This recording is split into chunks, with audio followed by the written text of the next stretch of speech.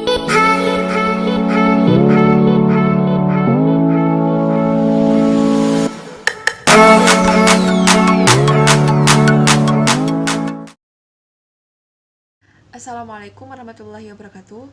Perkenalkan, nama saya Irodatul Aisyah, NIM T 2018-1082. Di sini saya akan menjelaskan tentang pengertian onani atau masturbasi. Onani ini adalah mengeluarkan air mani dengan cara menggunakan salah satu anggota badan atau tangan, misalnya untuk mendapatkan kepuasan seks. Pada prinsipnya, onani ini merupakan tindakan yang berfungsi sebagai cara merangsang alat kelamin dengan tangan atau benda lainnya untuk mendapatkan suatu taraf orgasme. Pada umumnya, onani ini menyangkut rangsangan dan pemuasan diri sendiri. Walaupun demikian, onani ini lumrah dilakukan oleh dua orang dalam kapasitas hubungan heteroseksual. Menurut pendapat Kaplan, menyatakan bahwa onani atau masturbasi ini adalah persenggamaan yang mana zakar ditarik keluar dan air mani kemudian dilepaskan. Ditariknya buah zakar keluar sebelum mengalami ejakulasi.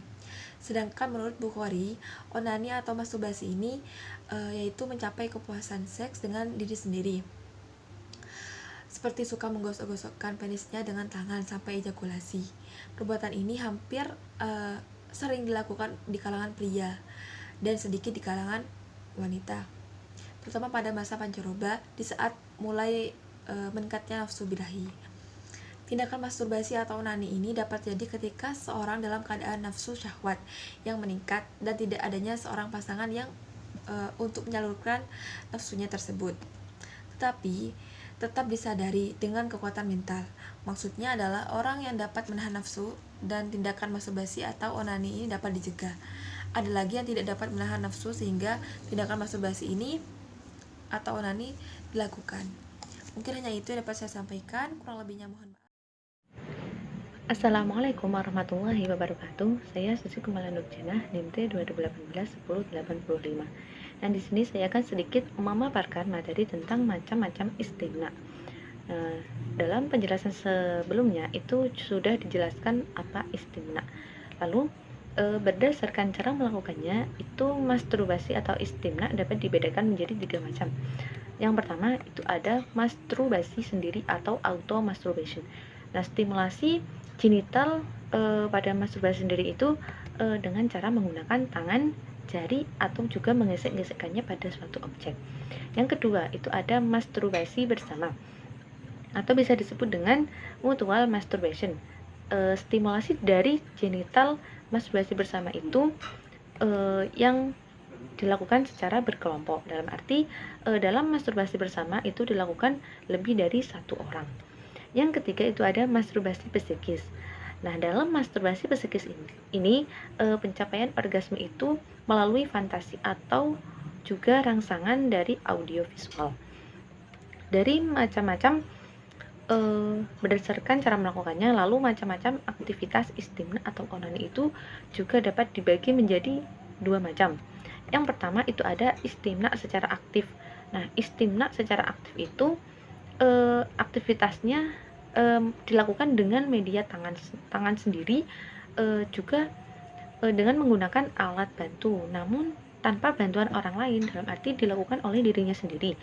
Dan yang kedua itu ada istimna secara pasif. Ini adalah kebalikan dari istimna secara aktif, yaitu aktivitas istimna secara pasif atau onani itu dilakukan dengan media tangan orang lain atau juga menggunakan alat bantu disertai dengan bantuan orang lain.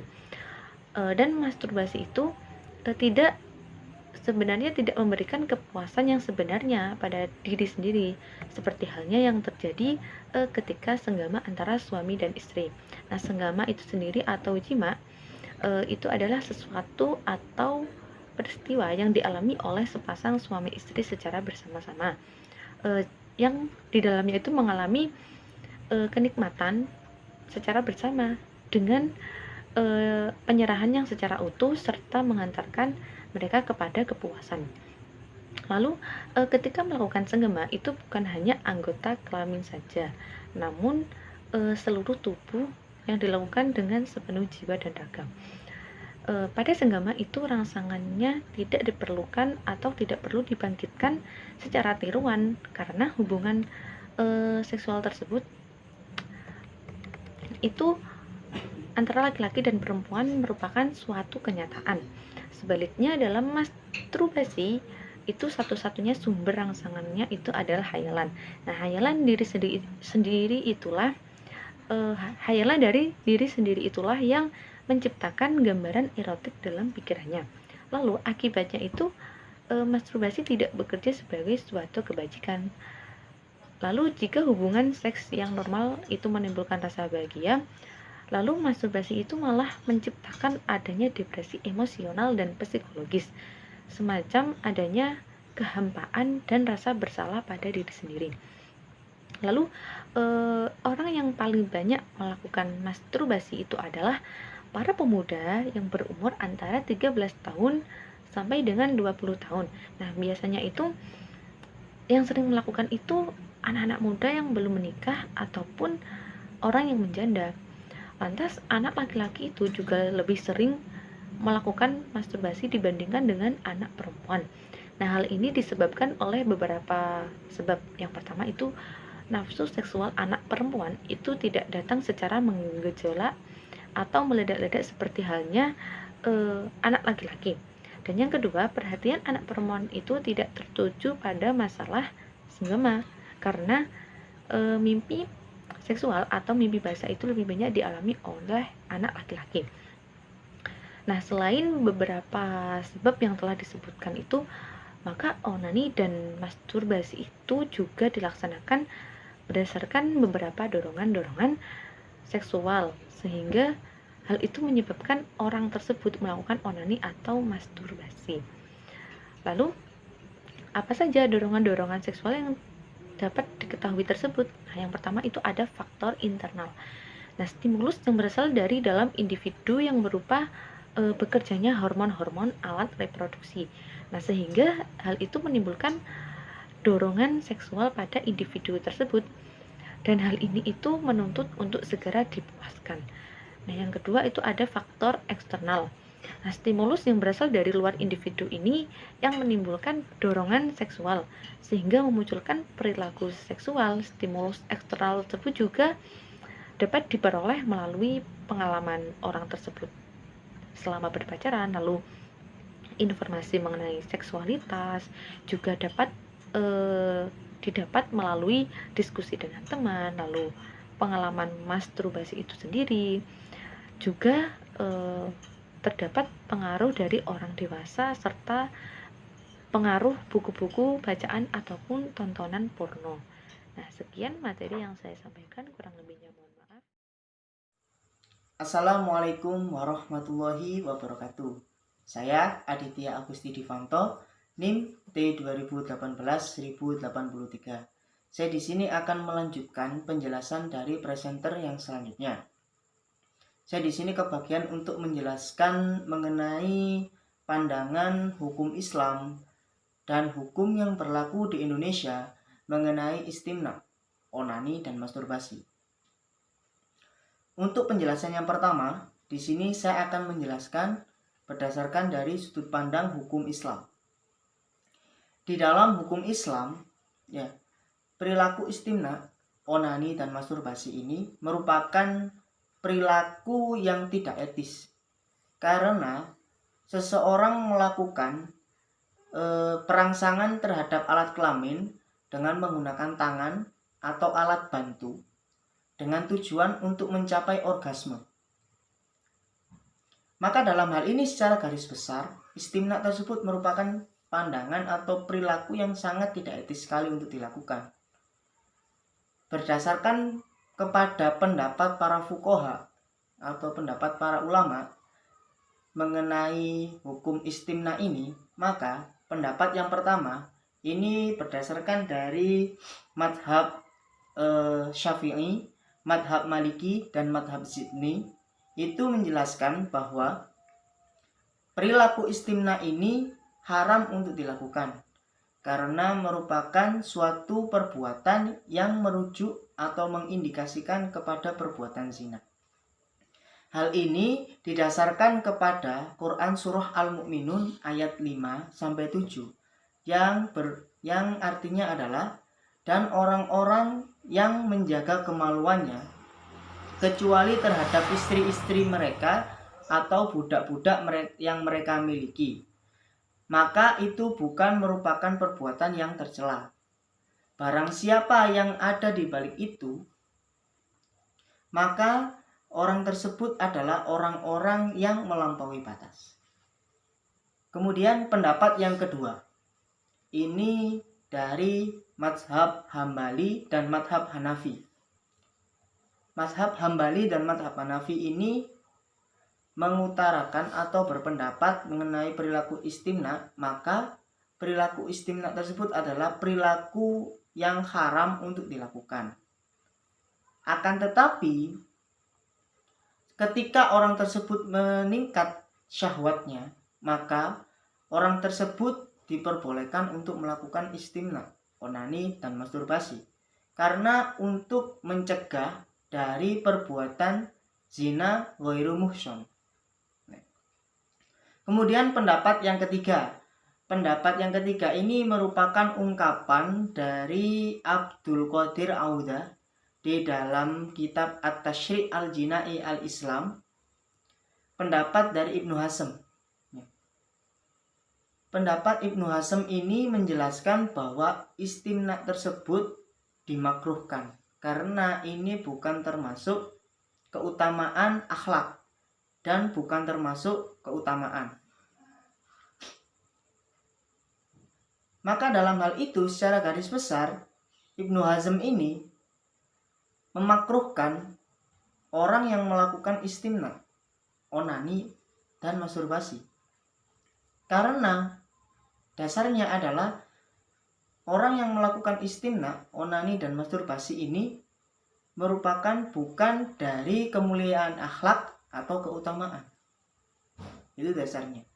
Kemudian setelah penjelasan mengenai dari sudut pandang hukum Islam mengenai istimna, onani, dan masturbasi, saya di sini juga akan menjelaskan sudut pandang hukum yang berlaku di Indonesia mengenai istimna, onani, dan masturbasi. Di dalam hukum Indonesia, ini diatur di dalam Undang-Undang Nomor 44 Tahun 2008 tentang pornografi. Di dalam Undang-Undang Nomor 44 Tahun 2008 tentang pornografi ini lebih merujuk hukum istimna itu ada di bab 2 mengenai larangan dan batasan yang tertera di poin 1 pasal 4 poin 1 ya. Di pasal 4.1 itu berbunyi, setiap orang dilarang untuk menyebarluaskan, memproduksi, memperbanyak, mengimpor, menyiarkan mengenai pornografi yang data eksplisitnya itu berhubungan, persenggamaan, kekerasan seksual, kemudian masturbasi dan onani, ketelanjangan atau tampilan yang mengesankan telanjang, alat kelamin, dan pornografi anak. Jadi apabila mengacu di dalam hukum Indonesia, itu istimna, onani, dan masturbasi ini terdapat di Undang-Undang Nomor 44 Tahun 2008 tentang pornografi di bab 2 pasal 4.1. Mungkin hanya itu yang dapat saya sampaikan. Kurang lebihnya saya mohon maaf. Untuk selanjutnya saya serahkan kepada presenter berikutnya. Assalamualaikum warahmatullahi wabarakatuh. Perkenalkan, nama saya Surfi Valiati, NIM T 2018-1084. Di sini saya akan menjelaskan tentang batasan-batasan perilaku istimna dalam hukum syariah. Istimna yang dilakukan dengan bantuan tangan atau anggota tubuh lainnya dari istri atau budak wanita yang dimiliki. Jenis ini hukumnya halal karena termasuk dalam keumuman bersenang-senang dengan istri atau budak wanita yang dihalalkan oleh Allah SWT. Demikian pula hukumnya bagi wanita dengan tangan suami atau tuannya jika ia berstatus sebagai budak, karena tidak ada perbedaan hukum antara laki-laki dan perempuan hingga tegak dalil yang membedakannya. Sedangkan kelompok sahabat, tabi'in, dan ulama termasuk Al-Imam Ahmad radhiyallahu anhu memberi toleransi untuk melakukannya pada kondisi tersebut yang dianggap sebagai kondisi darurat. Namun, nampaknya pendapat ini harus diberi persyaratan seperti kata Al-Albani radhiyallahu anhu dalam Tamamul Minah halaman 421